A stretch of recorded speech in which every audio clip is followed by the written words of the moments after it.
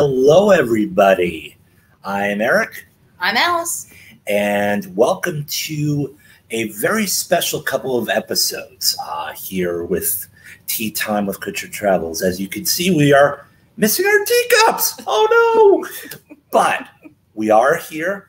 We are actually have the next couple of episodes dedicated to road trip with Kutcher Travels LLC. So right now we're coming to you live from Colonial Williamsburg.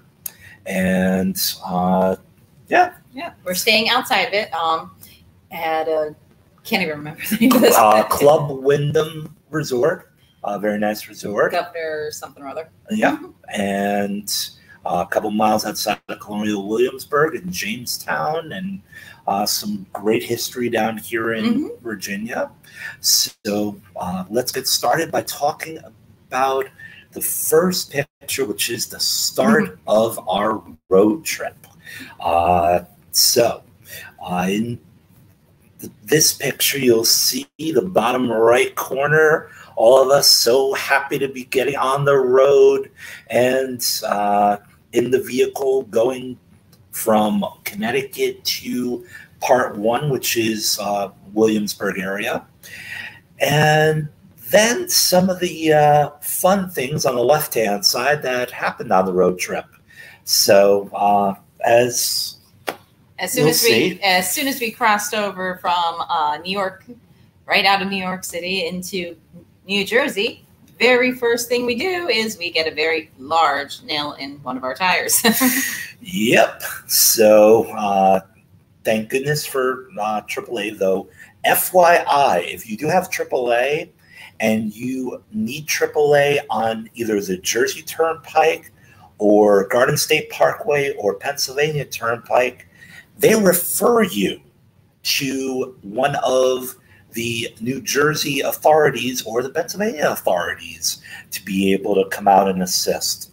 They do not physically come out and assist because they don't have jurisdiction on those three roads.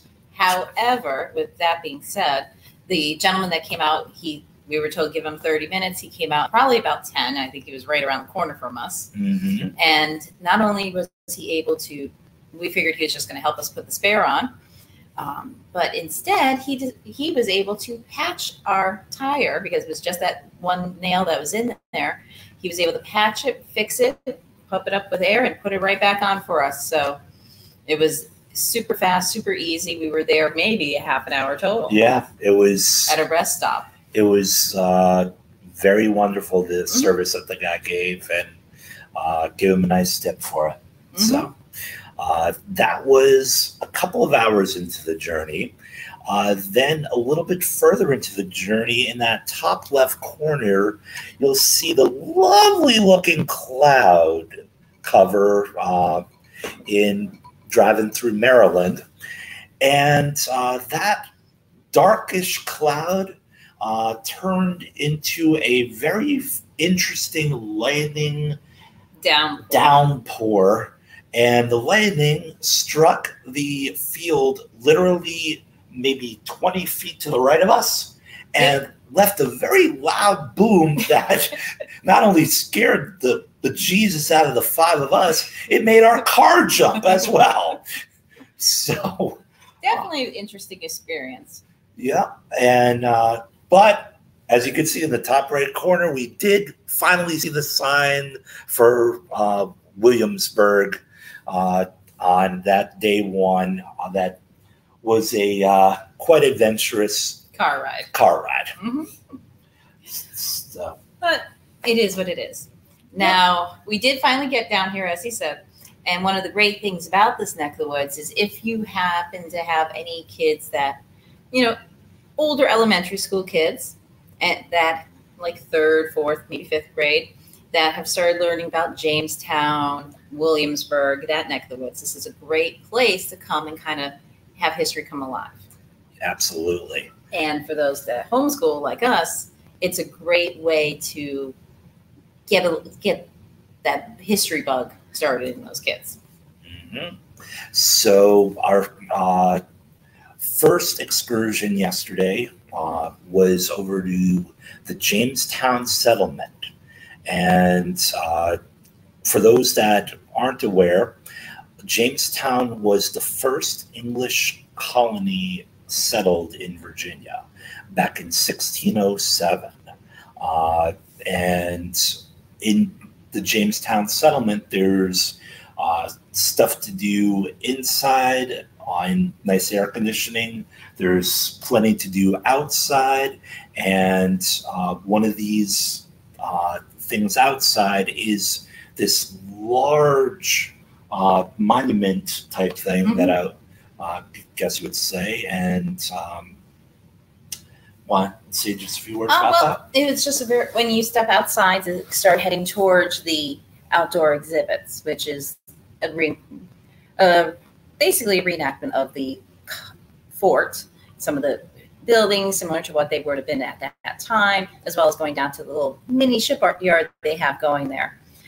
This one was just to commemorate the I can't remember exactly what the word. I read so many plaques yesterday, but this one is just commemorating the settlement in 1607. One of the things I loved, though, when we were inside, was this hallway that I took a photo of, showing the years. Yep. The major that had major milestones. So I took this one from the back side of it, so the years go down from 1670 all the way down to 1607. So, and then they give you little spots there that you could go in and then learn about different things, and they cover the English, the Native American tribes that were around this neck of the woods, as well as the Africans when the first 20 to 30 Africans were brought over as well. And the way they approach it is, though, that you have all three cultures coming together, some obviously not by choice, and just the way it was kind of dealt with back then.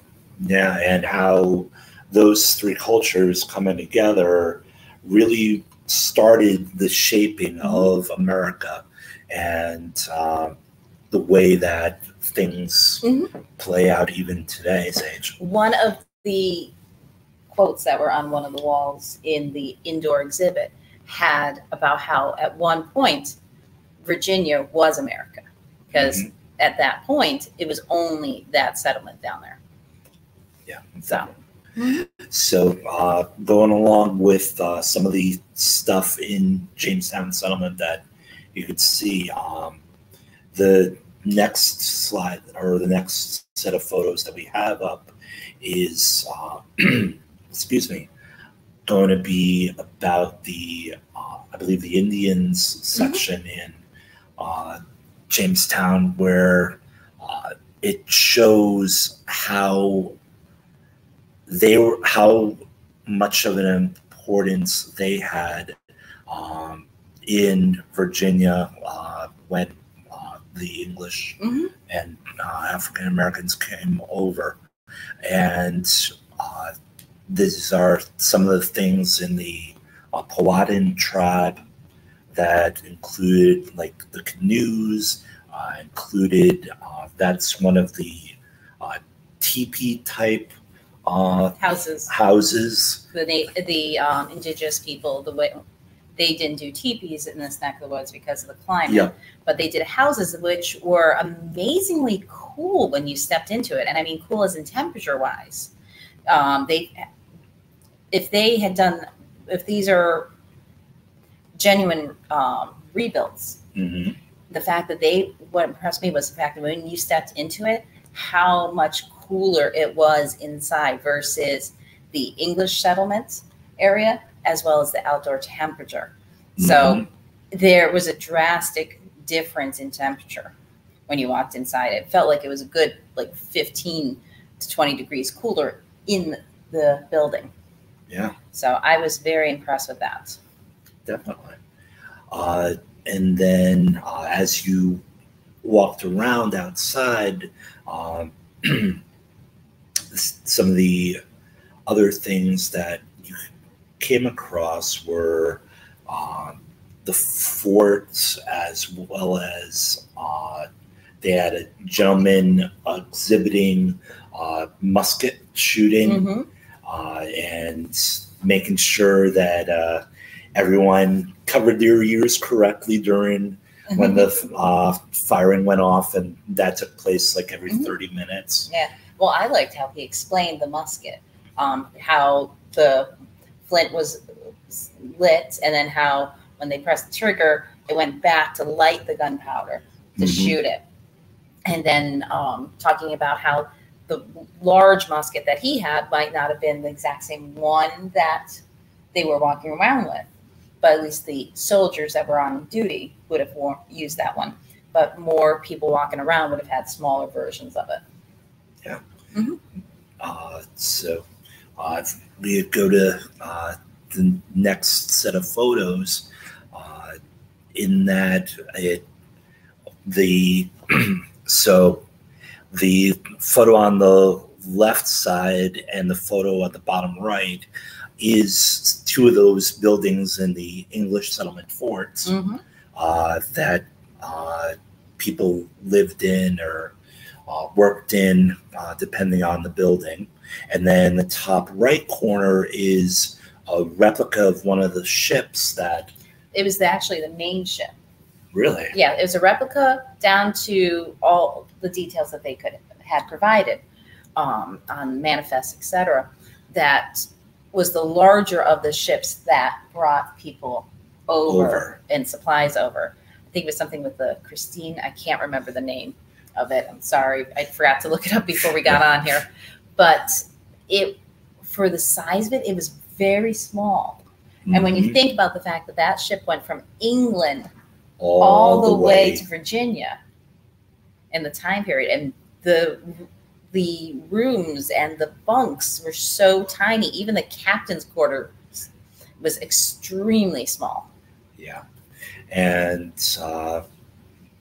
you look at that particular ship, and now you're thinking about ships today and the cruise ships cruise ships nowadays, and it's at least 10, 15, 20 times the size of that ship, and the size of the rooms on that particular ship that we toured in Jamestown. You had to duck down to be able to get into these spaces. And once you were, it still felt really tight and constrained. And it was very hot. Yesterday was a hot day, so we tried to do something that was combination indoor-outdoor, hence us going to Jamestown. But I can only imagine being in that heat for months at a time. I mean, no wonder why so many voyages had issues and they lost so many passengers when you consider it. And one thing it made me realize when we were on that ship was when we were on one of I believe it was the Harmony of the Seas for Royal. They happened to have that Columbus show, which had an actual size replica of one of Columbus's ships as a prop in the middle of the cruise ship. So that was all I could think of because of how small that was on stage. And this ship looked comparable to that. Oh yeah.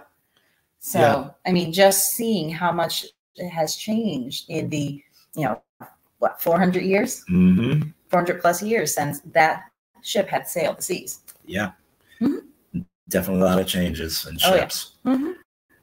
So, again, that was a little bit about the first part of our road trip.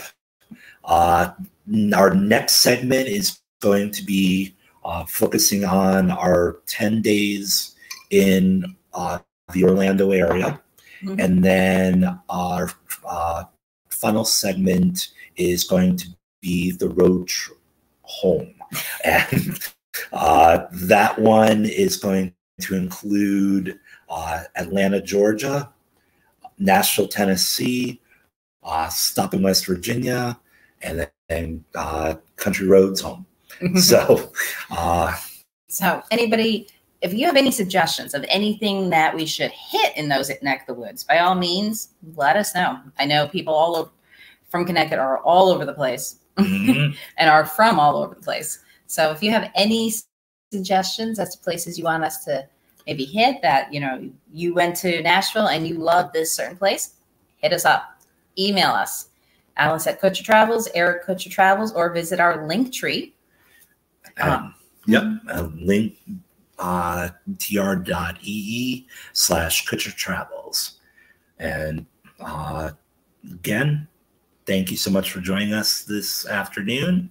We look forward to talking with you again, and have a wonderful rest of your day, and wish us luck on not getting any more nails over the next couple of journeys on this road trip. So take care, everyone. Have a great one.